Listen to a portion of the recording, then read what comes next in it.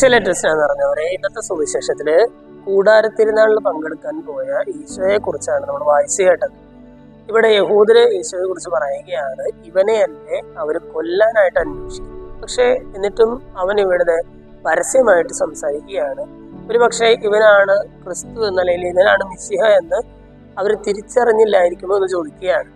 ഇന്നത്തെ സുവിശേഷത്തില് നമ്മൾ നോക്കുമ്പോൾ കാണുന്നത് ധൈര്യശാലിയായിട്ടുള്ള ഈശോയാണ് അല്ലെ. നമ്മൾ ഒരു തരത്തിൽ പറഞ്ഞാൽ ഒരു സിനിമാറ്റിക് സ്റ്റൈലിലൊക്കെ ഈശോയുടെ ഒരു പ്രസന്റേഷനാണ് ഇന്നത്തെ സുവിശേഷത്തിൽ നമ്മൾ കാണുന്നത്. എന്ന് പറഞ്ഞാൽ ഒരു നാട് മുഴുവൻ അല്ലെങ്കിൽ ഭൂരിഭാഗം പേരും, ഒരു നാട്ടിലെ ഭൂരിഭാഗം പേരും നല്ല അധികാരികളും പുരോഗതി പ്രമാണികളും എല്ലാവരും ഒരാളെ കൊല്ലാനായിട്ട് അന്വേഷിച്ച് നടക്കുകയാണ്. അപ്പോൾ അദ്ദേഹം എന്ത് ചെയ്യുന്നു? അദ്ദേഹം ഇവരിൽ നിന്നും ഒളിച്ചു നടക്കാതെ വളരെ സിനിമാറ്റിക് സ്റ്റൈലില് വളരെ പബ്ലിക്കായിട്ട് ഇങ്ങനെ അപ്പിയർ ചെയ്യുകയാണ്. പബ്ലിക്കായിട്ട് വന്നിട്ട് അവരോട് പ്രസംഗം പറയുന്ന, തിരുനാളിൽ പങ്കെടുക്കുന്നു, ഇതൊക്കെ ചെയ്യുകയാണ്.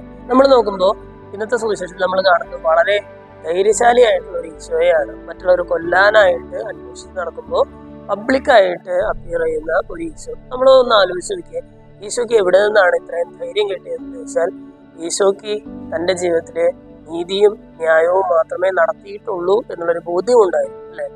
നമ്മൾ ഈശോയുടെ വിചാരണയുടെ സമയത്ത് നമ്മൾ കാണുന്നുണ്ട്, ഈശോയുടെ കരണം തടിക്കുമ്പോൾ, മുഖത്തടിക്കുമ്പോൾ ഈശോ ചോദിക്കുന്നുണ്ട്, എന്തിനാണ് എന്നെ തല്ലിയത്? ഞാൻ പറഞ്ഞതിൽ എന്താണ് ഒരു മിസ്റ്റേക്ക് എന്നൊക്കെ ഈശോ ചോദിക്കുന്നുണ്ട്.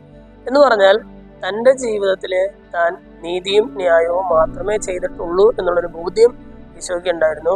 അതുകൊണ്ട് തന്നെ ഈശോയ്ക്ക് അസാമാന്യമായിട്ടുള്ള ധൈര്യം ഉണ്ടായിരുന്നു എന്നുള്ളതാണ് ഇന്നത്തെ സുവിശേഷം നമ്മളെ പഠിപ്പിക്കുന്ന, അല്ലെങ്കിൽ ഇന്നത്തെ സുവിശേഷത്തെ ഈശോ നമ്മളെ പഠിപ്പിക്കുന്ന വലിയൊരു കാര്യം. ജീവിതത്തിലെ ന്യായവും നീതിയും മുറുകെ പിടിക്കുക, എനിക്ക് ധൈര്യവാനായിട്ട് സാധിക്കും എന്നുള്ളതാണ്. ദൈവത്തിന്റെ മുമ്പിലും മനുഷ്യരുടെ മുമ്പിലും നീതിയോടെ ന്യായത്തോടെ പെരുമാറാനായിട്ട് ശ്രമിക്കുക.